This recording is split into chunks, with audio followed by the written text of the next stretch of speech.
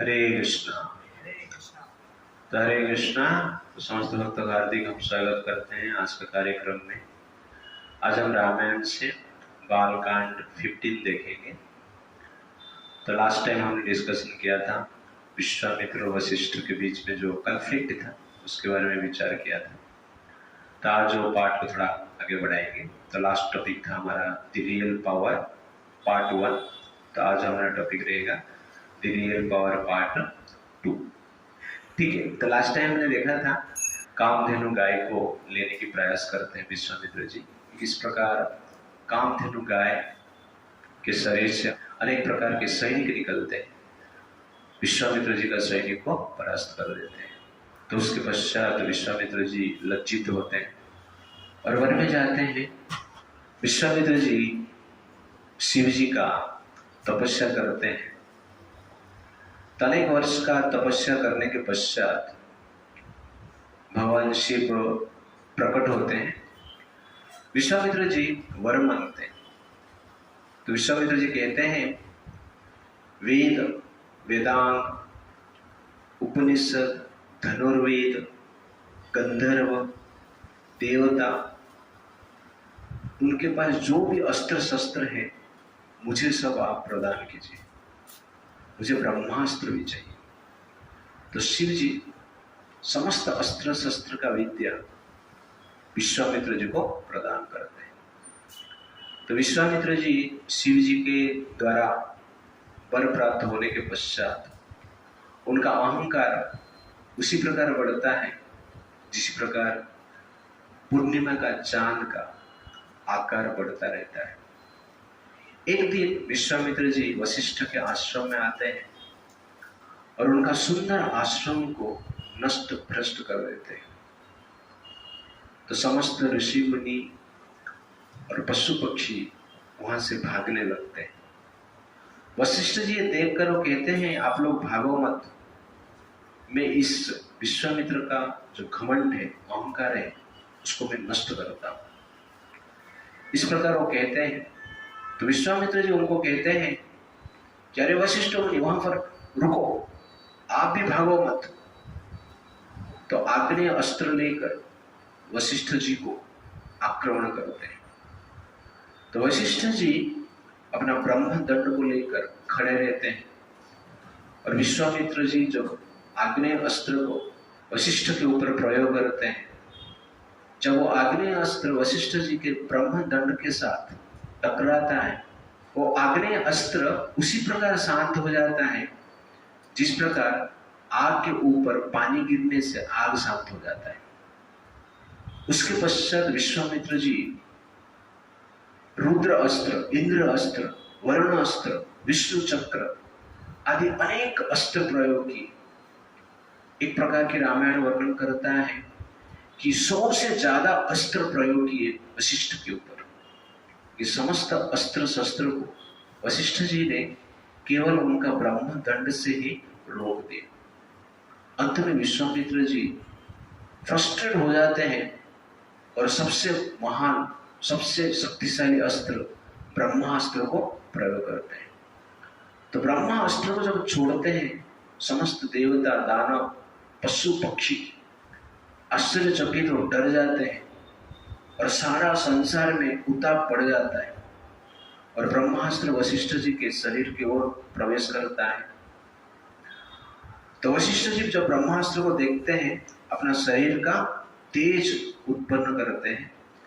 तो इस प्रकार रामायण कहता है कि वशिष्ठ जी के शरीर से अनेक प्रकार की आग का गोला निकलता है और उस आग का गोला का प्रभाव से ब्रह्मास्त्र भी शांत हो जाता है। तो शरीर उनका अग्निमय दिखता है जहां से धुआं निकल रहा है और उनके हाथ में ब्रह्मदंड है जो धुआं रहित प्रज्वलित हो रहा है। तो ब्रह्मास्त्र जब शांत हो जाता है, तुरंत ही विश्वामित्र जी आश्चर्यचकित हो जाते हैं और इस प्रकार वो कहते हैं दिग्बलम क्षत्रिय बलम ब्रह्म तेजा बलम बलम एकेन ब्रह्मदंडेन सर्वस्त्राणि हतानि मे। कहते हैं क्षत्रिय बलम, क्षत्रिय का बल को धिक्कार है। ब्रह्म तेज बलम बल, वास्तव में ब्रह्म तेज ही बल का बल है। एकेन ब्रह्म दंडेन, केवल एक ब्रह्म दंड के द्वारा सर्व अस्त्राणि हतानि, समस्त अस्त्र शस्त्र क्या हो गया, नष्ट हो गया। तो ये ब्रह्म बल सबसे बड़ा बल है। वो सोचते हैं कि अनेक साल मैंने तपस्या किया, शिव जी को प्रसन्न किया, शिव जी का अस्त्र, ओरिजिनल अस्त्र दी, डुप्लीकेट अस्त्र ये नहीं था, चाइना से ये खरीदा नहीं गया था, ये डायरेक्ट शिव जी क्या करते हैं, प्रदान किए, और समस्त अस्त्र क्या हो गया, नष्ट हो गया। केवल एक अस्त्र के सामने, ब्रह्म दंड के सामने, वो अस्त्र भी नहीं, क्या था वो, एक दंड ही था, लकड़ी का दंड था, वो ब्रह्म दंड उसको कहते हैं। और उस अस्त्र के सामने, उस दंड के सामने समस्त प्रकार का अस्त्र शस्त्र विफल हो गया। इस प्रकार विचार करके तुरंत वहां से निकल जाते हैं और जोर से तपस्या करने के लिए।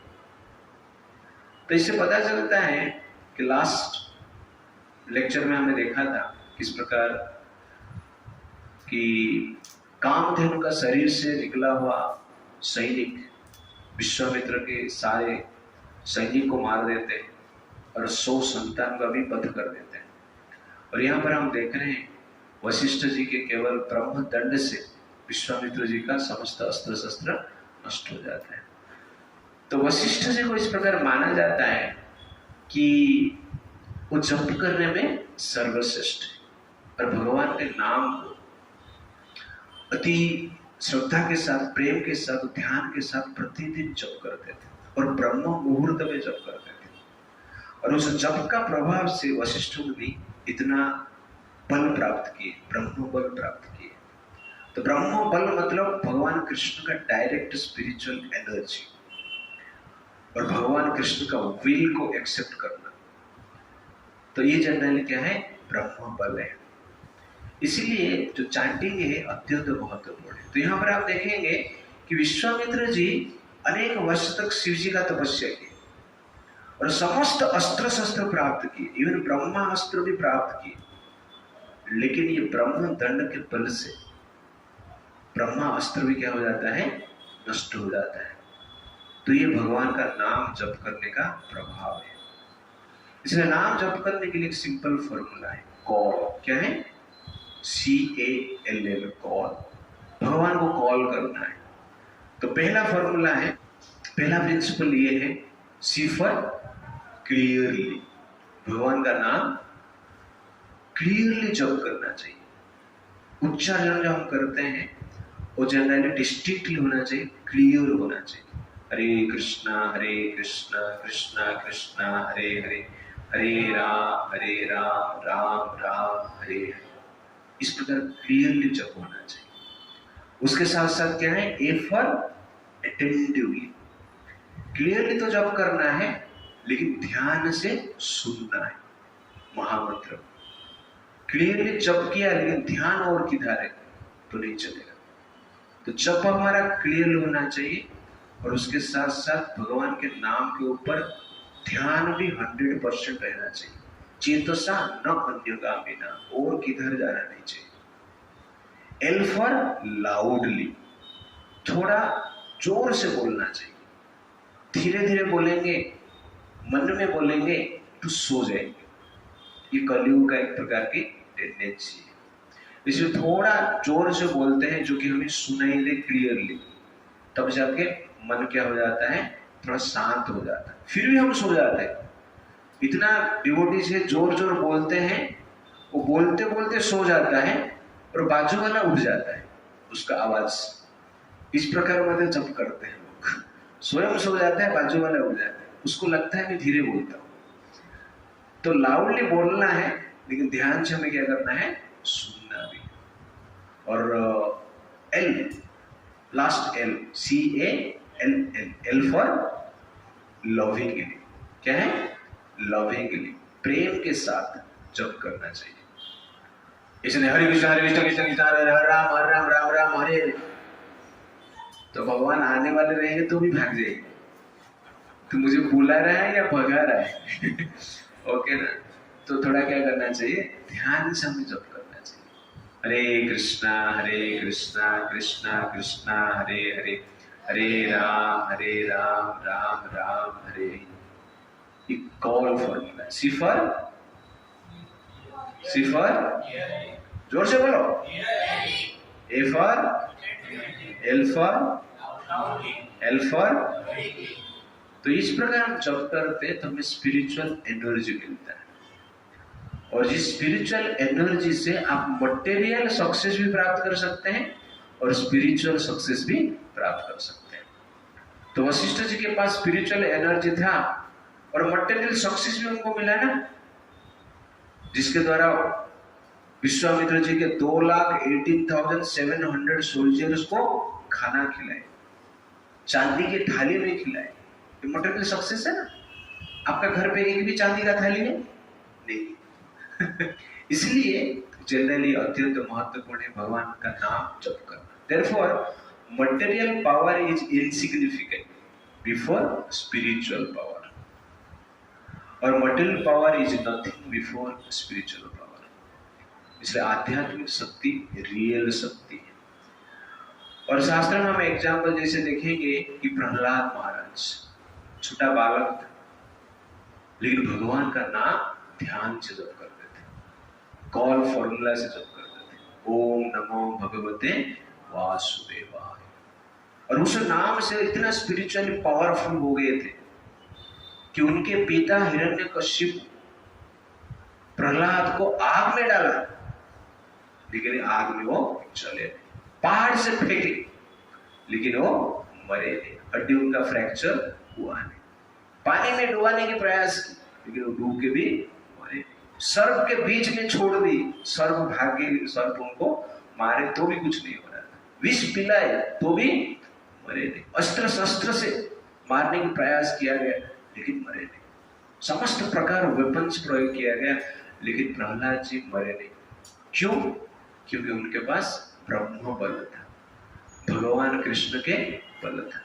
इसलिए ये ब्रह्म बल क्या है, सबसे बड़ा पावरफुल है। हिरण्यकश्यप इतने वर्ष तक तपस्या की, 100 सेलेस्टियल ईयर तपस्या की, लेकिन वो तपस्या से प्रहलाद को मारने के लिए भी वो बल कार्य नहीं कर पाया। तो ब्रह्म बल के सामने जो भौतिक पावर है, भौतिक एनर्जी, जाटी जी क्या है, यूजलेस है। तो हिरण्यकश्यप इतना बल प्राप्त किया है, लेकिन भगवान नरसिंहदेव क्या कि उसको अपना नाखून में ही मार दी, नख से ही मार दी। तब सोचिए भगवान का नख में कितना पावर है।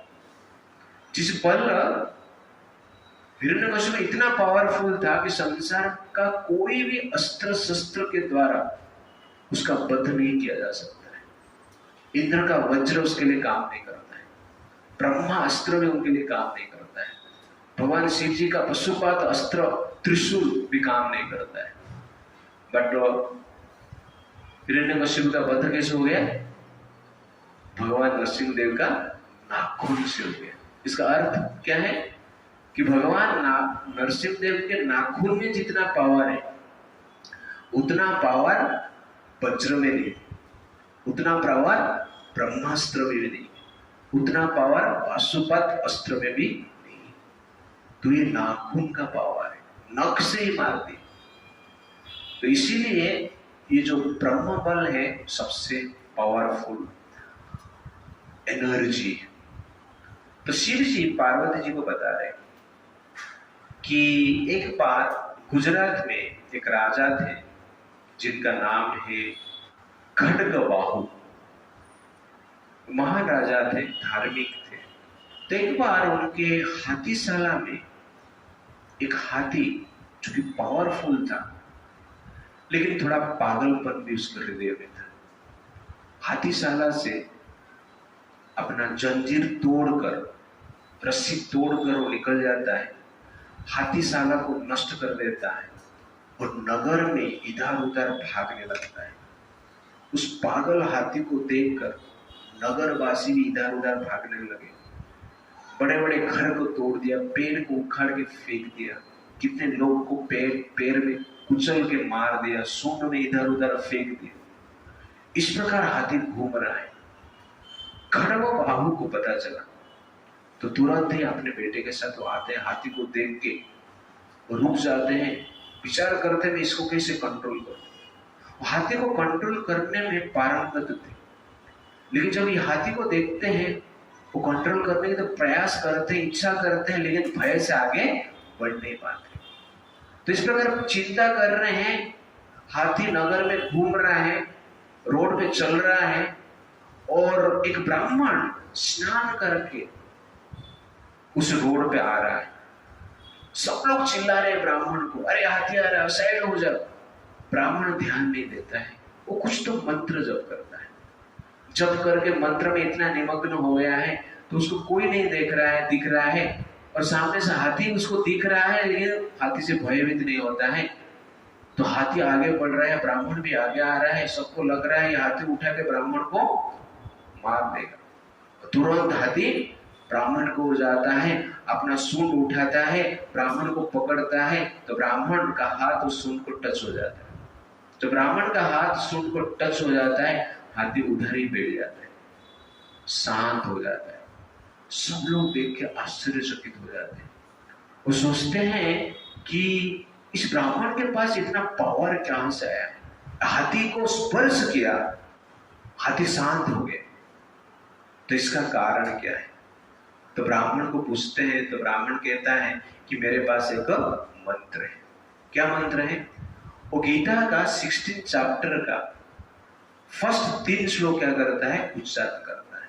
अभयम सत्व संस्कृति ज्ञान योग व्यवस्थिति, इस प्रकार 3 श्लोक है, उसका वो क्या कर रहा है, रिसाइटेशन कर रहा था। और उसका प्रभाव से जनरल हाथी क्या है, शांत हो जाता है। तो खड़गवाह जब देखते हैं, तुरंत वो ब्राह्मण के पास जाते हैं और कहते हैं मुझे भी गीता सीखना है, आप मुझे सिखाइए।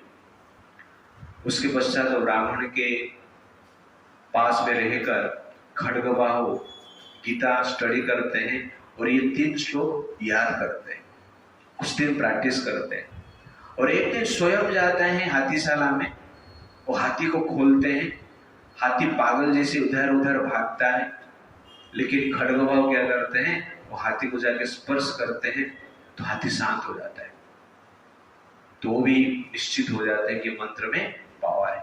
उसके पश्चात वो तुरंत क्या करते हैं, अपना बेटे को राज्य दे देते हैं और वन में जाते हैं, भगवान का नाम स्मरण, गीता स्टडी करते हैं, अंत में वैकुंठ में पहुंचते हैं। ये जनरली ब्रह्म बल का पावर है। तो ब्रह्म बल इतना पावरफुल है कि ब्रह्मा अस्त्र को भी शांत कर सकता है और पागल हाथी को भी शांत कर सकता है। और हमारे लिए पागल हाथी कौन है, अपना मन। अपना जो मन है पागल हाथी से भी अधिक पागल है। पागल हाथी को कंट्रोल करना आसान है। 1 टच से, ब्राह्मण का 1 टच से पागल हाथी शांत हो गया है। कितना महामंत्र टच किया है हमारा मन को, आज तक क्या है, शांत नहीं हुआ है, लेकिन शांत होना चाहिए। ओके ना, इसलिए हमें थोड़ा ध्यान देके प्रेम पूर्वक जप करना चाहिए। तो ये है ब्रह्म बल का power, that is the point here.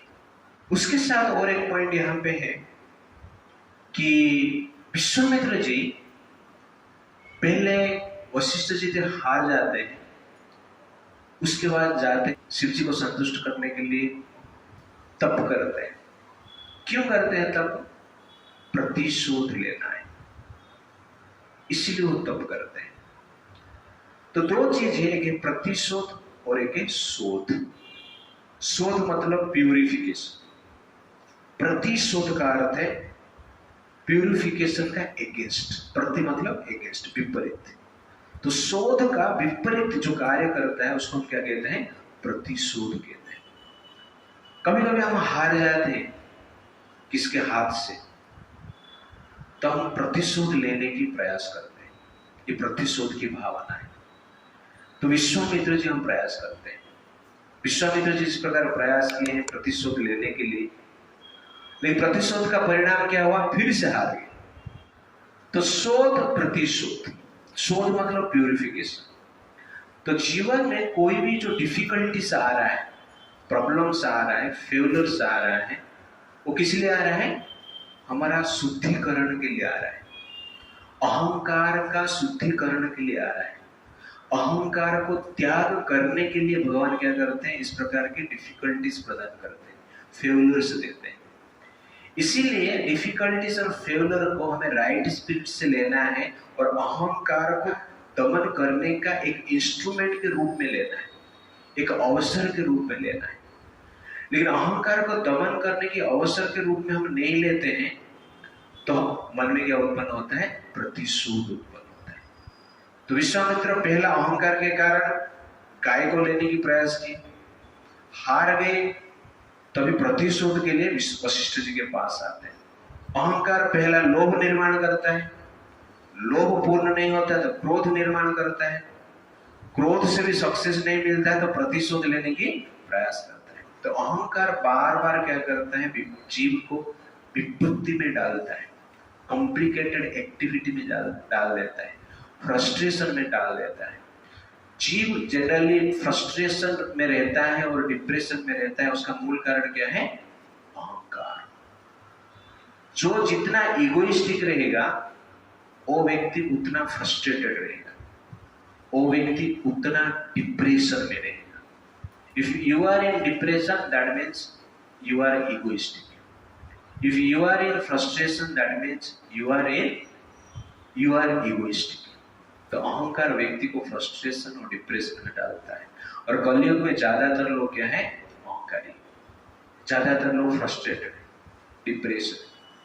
इसलिए अहंकार को जो त्याग कर देता है व्यक्ति क्या हो जाता है? शांत हो जाता है। तो डिफिकल्ट सिचुएशन और फेलियर सिचुएशन का काम क्या है? भगवान क्यों देते हैं जीवन में? अहंकार को दमन करने के लिए।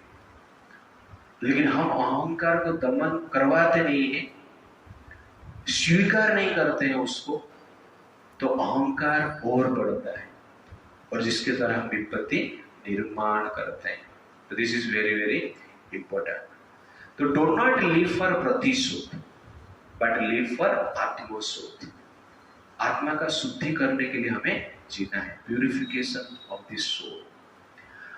आप देखेंगे कि महाभारत में जब वो दुर्योधन इंद्रप्रस्थ गया था और दुर्योधन जब पानी को फ्लो समझकर पानी के भीतर गिर गया, दासी ने कहा कि अंधे के पुत्र अंधा होता है और सब लोग हंसने लगे, द्रौपदी भी उसमें हंस ली। तो उससे जो दुर्योधन है विचलित हो गया, अपने आप को अपमानित समझा और प्रतिशोध लेने के लिए द्रौपदी का वस्त्र हरण का प्लान किया। लेकिन वस्त्र हरण से द्रौपदी बच जाते हैं भगवान की कृपा से। पांडवों के सामने वस्त्र हरण होता है, प्रतिशोध की भावना से दुर्योधन ये करता है और पांडवों को वन में भी भेज देता है। लेकिन बाद में प्रतिशोध का परिणाम क्या होता है? उनका पूरा वंश नष्ट हो जाता है, लुप्त हो जाता है, 100 पुत्र का वध हो जाता है। तो प्रतिशोध का परिणाम आप देख रहे हो, इसलिए मैं इसको क्या बोल रहा आपको? प्रतिशोध। व्हाट इज प्रतिशोध? शोध का अगेंस्ट में, शोध का विरोध में। इसीलिए डिफिकल्टीज, फेलियर्स, इंसल्ट्स जीवन में आता है तो हमें कौन सा स्पिरिट में उसको लेना है कि भगवान मेरा अहंकार को शुद्ध करने के लिए इस प्रकार की व्यवस्था की, शुद्धिकरण के लिए एक व्यक्ति को भेजे हैं जो कि मेरा अपमान कर रहा है। और इस प्रकार फेलियर्स, डिफिकल्टीज, अपमान जब होता है सोचना चाहिए कि पहले का कर्म का रिएक्शन का विनाश हो रहा है, इसलिए शांत होता। बुद्धदेव एक बार जा रहे थे उनके शिष्यों के साथ, एक आदमी आया उनके ऊपर थूक दिया तो बुद्धदेव हंसने लगे। ठीक है, थूक दिया, और कुछ करना है क्या? बाकी है क्या? और कुछ करना है तो कर लो। नहीं, और कुछ नहीं करना है, मैं सिर्फ देख रहा था आपका रिएक्शन क्या हो रहा है। और रिएक्शन कुछ होता था तो मैं और कुछ करता था, साथ में गुंडे लोग को भी लेके आया था।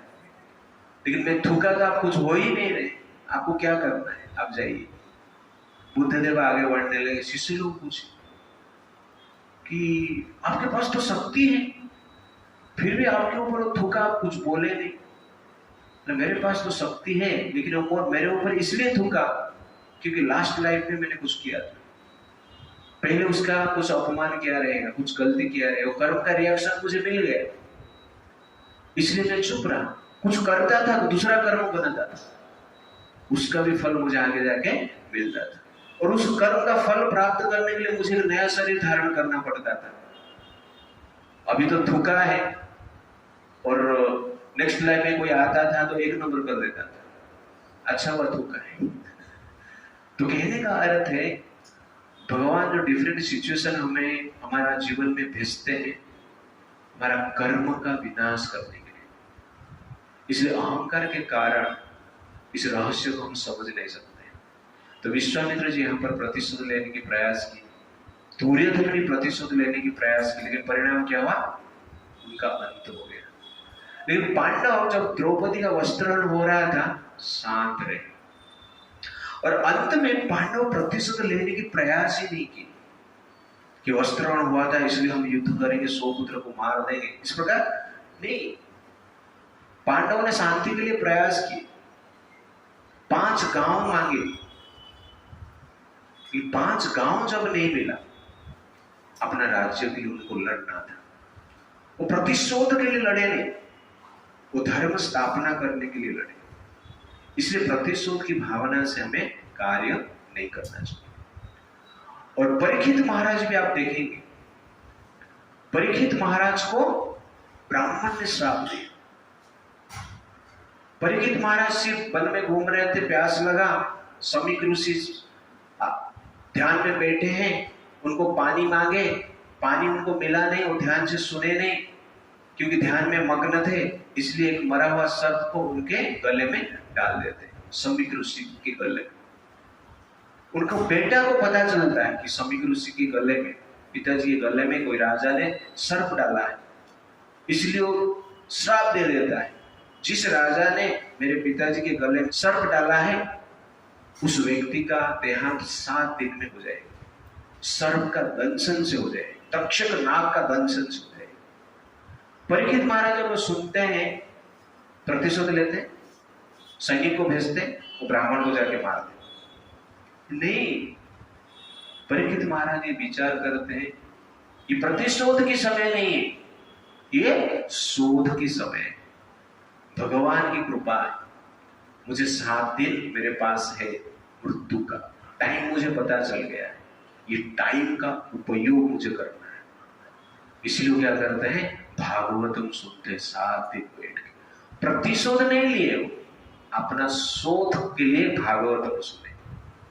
इसलिए जीवन में कोई इंसल्ट करता है, कुछ फेलियर्स होता है, तो प्रतिशोध लेने की प्रयास मत करो, उसको भगवान का एक शोध का इंस्ट्रूमेंट के रूप में ग्रहण करो।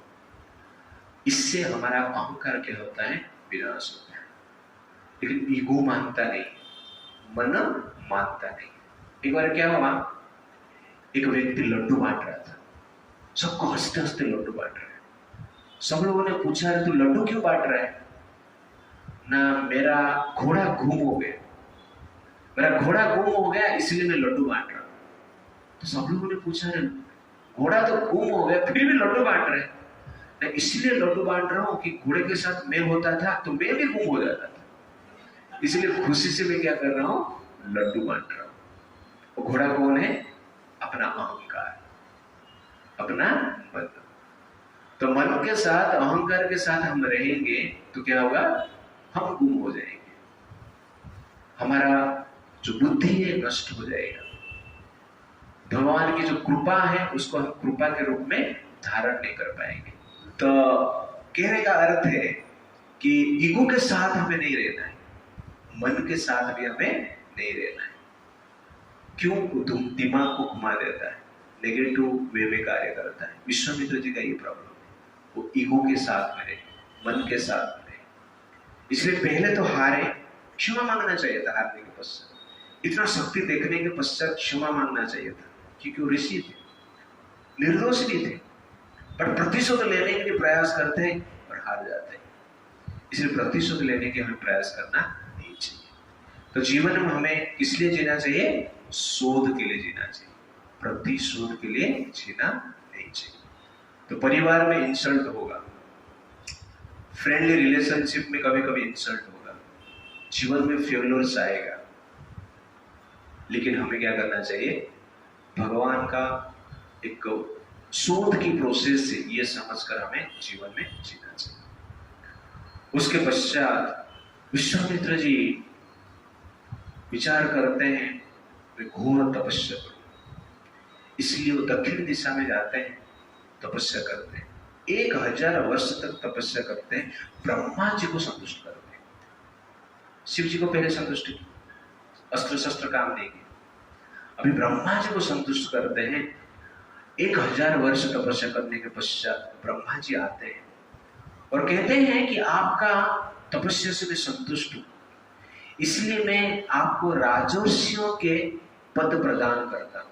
आज से आप कौन है? राजर्षि है। पहले राजा थे, अभी आप कौन है? राजर्षि।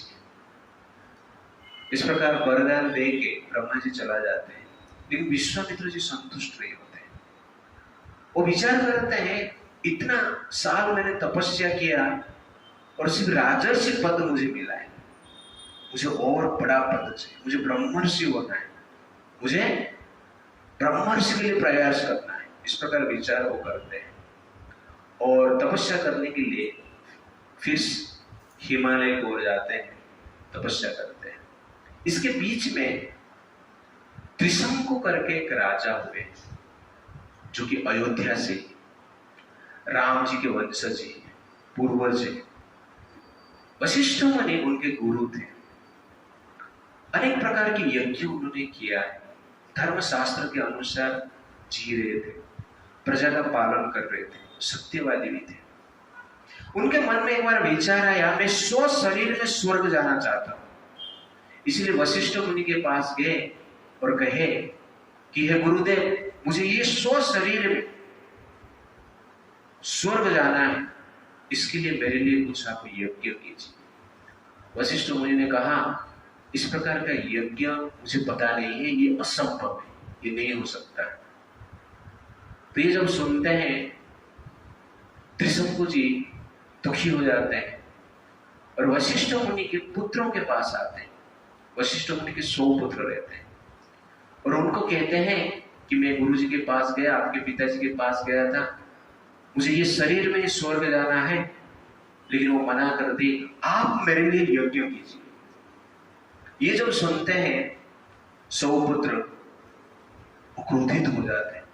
वो कहते हैं, पिताजी ने मना कर दिया, जो कि ब्रह्मा जी के स्वयं पुत्र है और आपके कुल गुरु हैं, अनेक वर्ष से आपके गुरु रहे हैं, अनेक यज्ञ किए हैं, जिसका भी डायरेक्ट कांटेक्ट ब्रह्मा जी के साथ होता है, इंद्र के साथ होता है। उन्होंने मना कर दिया कि ये असंभव है और आप लोग हमारे पास आ रहे, ये हमारा पिताजी का अपमान है। ये जब त्रिशंकु सुनते हैं, दुखी हो जाते हैं। वो कहते हैं, आप लोग मुझे डायरेक्टली स्वर्ग में नहीं भेजेंगे तो मैं दूसरे के पास जाता। ये जब सुनते हैं पुत्र, तुरंत ही क्रोधित हो जाते हैं और श्राप दे देते हैं कि त्रिशंकु तू चंडाल बन जा।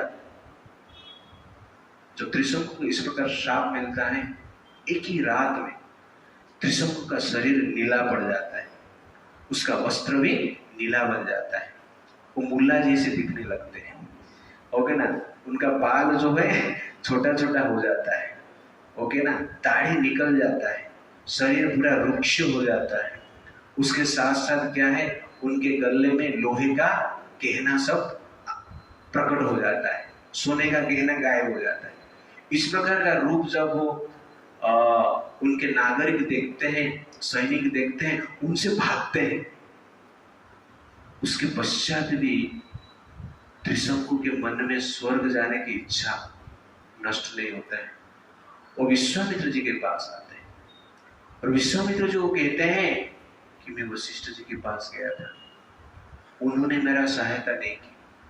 उनके पुत्र के बाद पास गया था, उन्होंने मेरा सहायता नहीं की, इसलिए मैं आपके पास आया हूं और आप मेरा सहायता कीजिए, मुझे डायरेक्टली स्वर्ग लोक में भेजिए, ये शरीर में।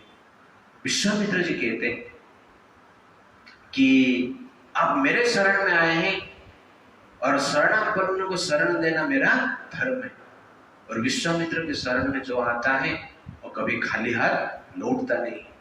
आप चिंता मत करो, जो कार्य वशिष्ठ नहीं कर पाया, जो कार्य उनको पुत्र ने करने के लिए मना कर दिया, वो कार्य मैं करूंगा, क्योंकि अभी भी उनके मन में क्या है, अभिमान है, वशिष्ठ के साथ कंपटीशन है।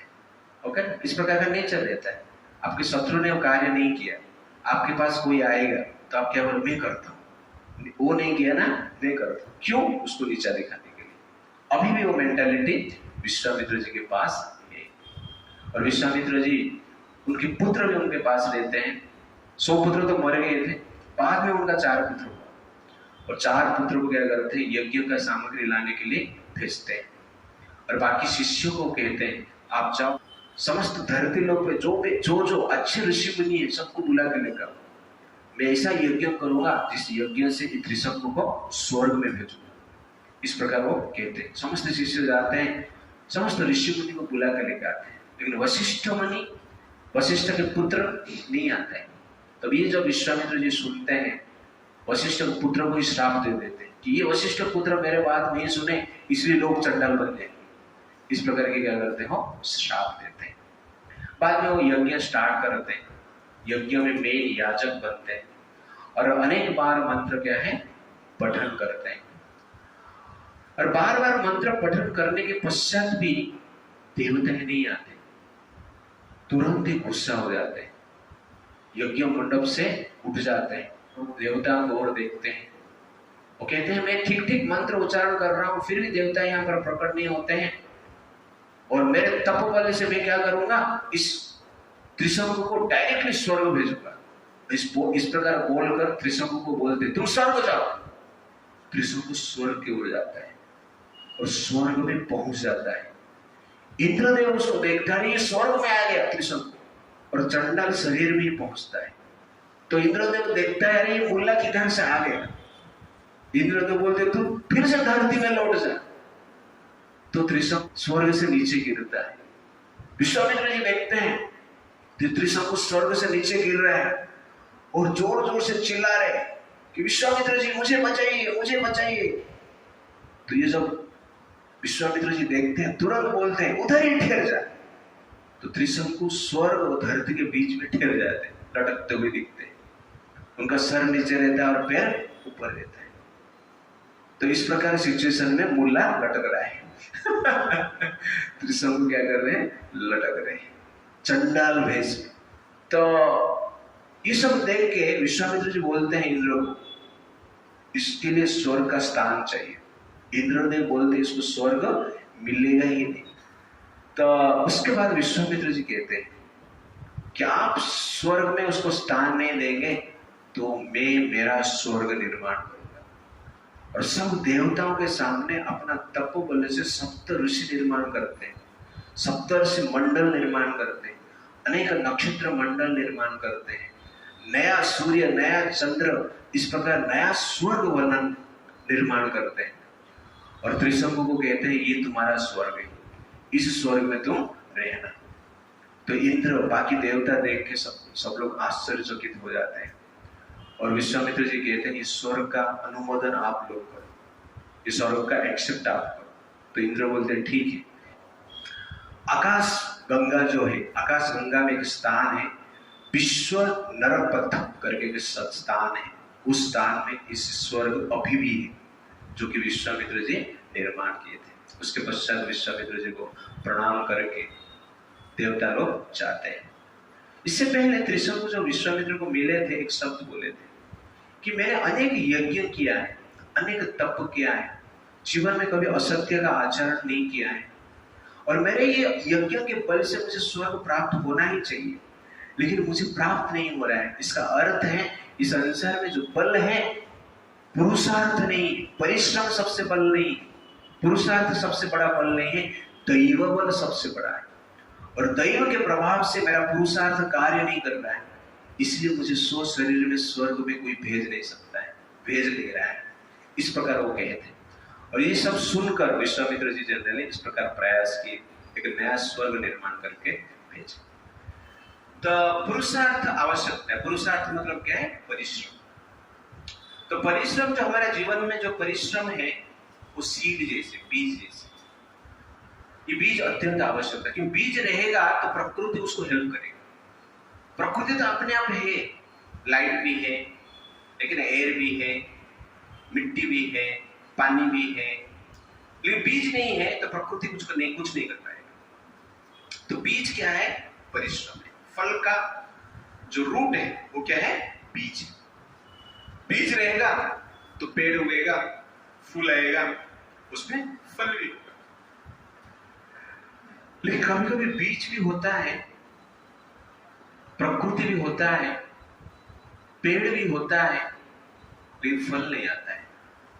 इस प्रकार हमने देखा है।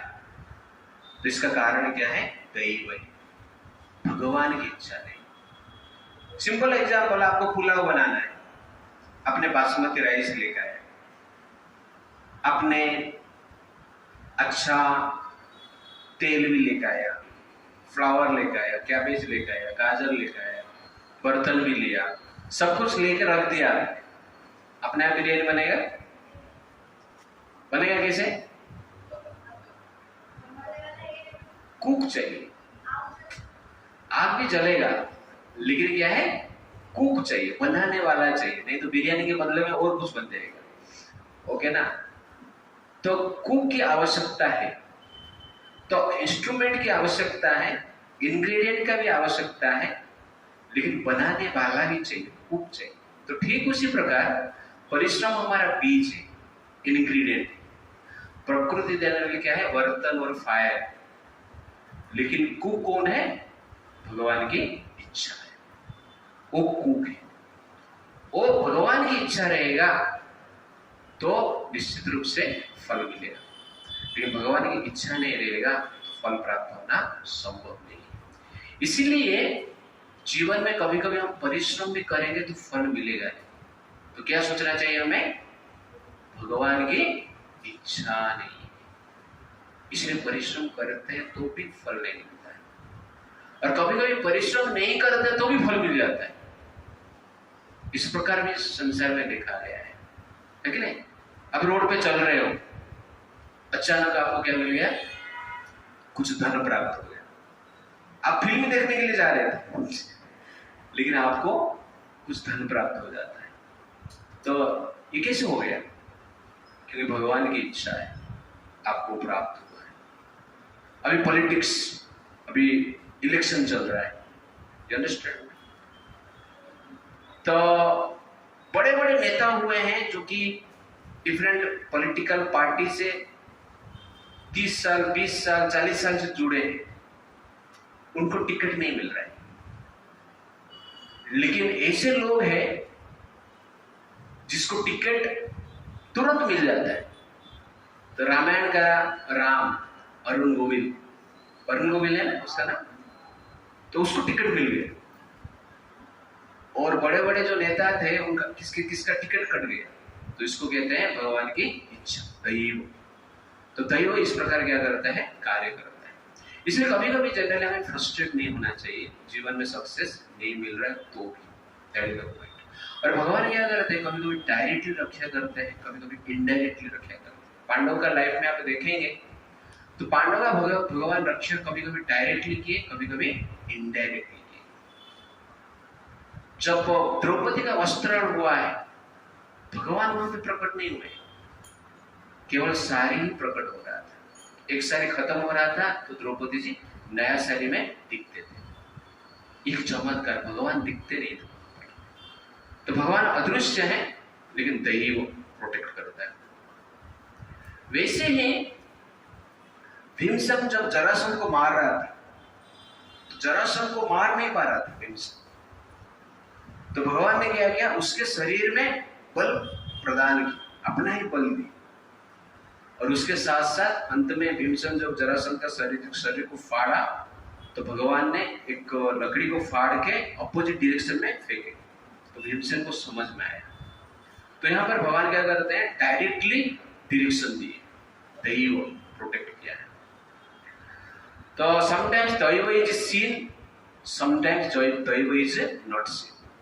तो द्रौपदी के केस में दैव भगवान दिखाई नहीं दी, लेकिन ये केस में भगवान डायरेक्शन देते हुए दिखे।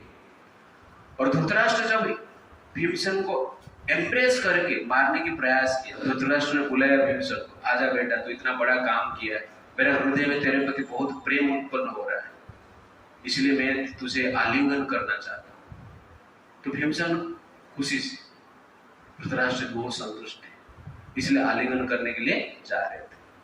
तुरंत ही भगवान कृष्ण क्या करते हैं, भीम को रोकते हैं।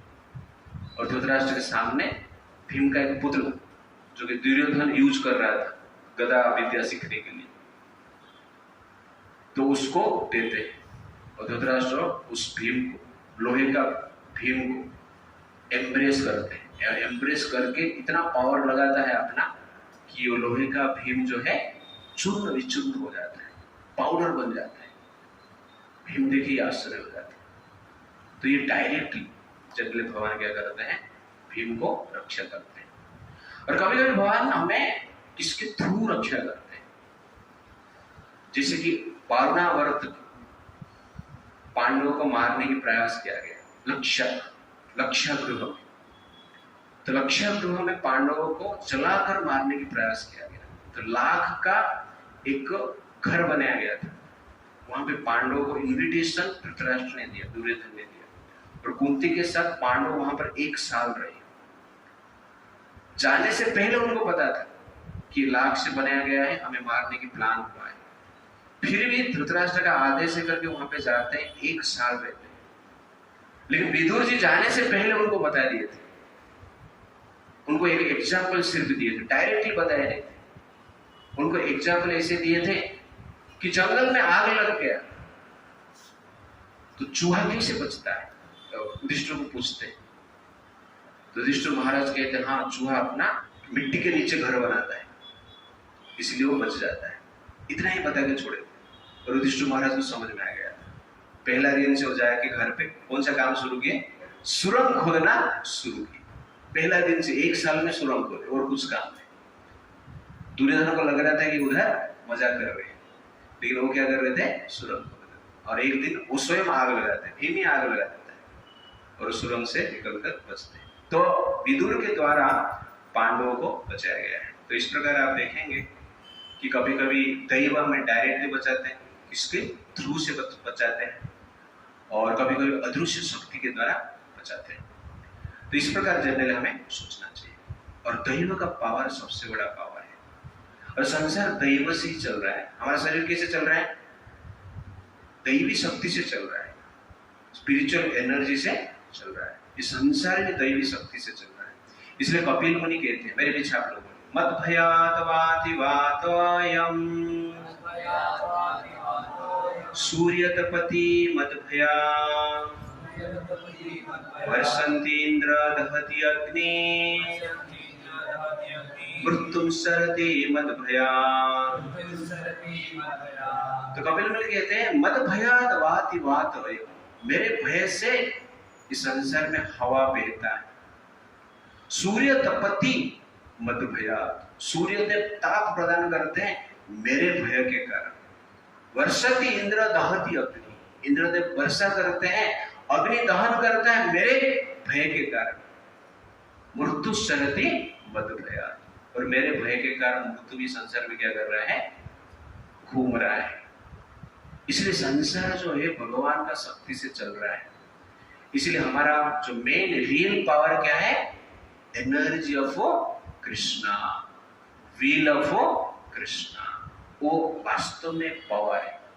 और वो पावर जिसके पास है वो व्यक्ति संसार में हर प्रकार की विपत्ति से बच सकता है। तो यहाँ पर वशिष्ठ जी आप देखेंगे कि ब्रह्म बल से विश्वामित्र जी का इतने बड़े बड़े अस्त्र शस्त्र से जो शिव जी से प्राप्त किए हैं उससे बचते हैं।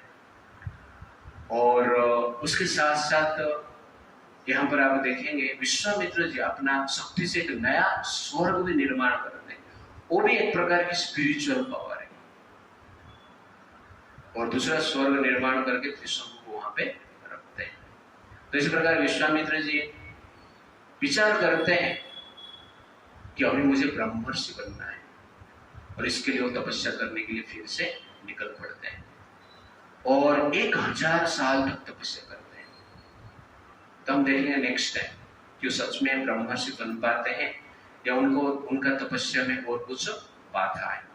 हरे कृष्णा कृष्णा कृष्णा हरे हरे, हरे राम राम राम हरे हरे। श्री प्रभुपाद की जय।